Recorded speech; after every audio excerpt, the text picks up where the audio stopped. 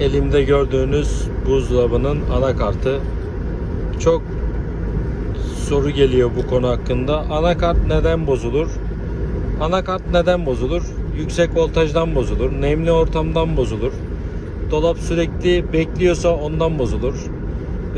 Ya da dolap sürekli çalışıyorsa ondan da bozulur. Kartın bozulma ihtimalleri fazladır. İhtimaller yüksektir.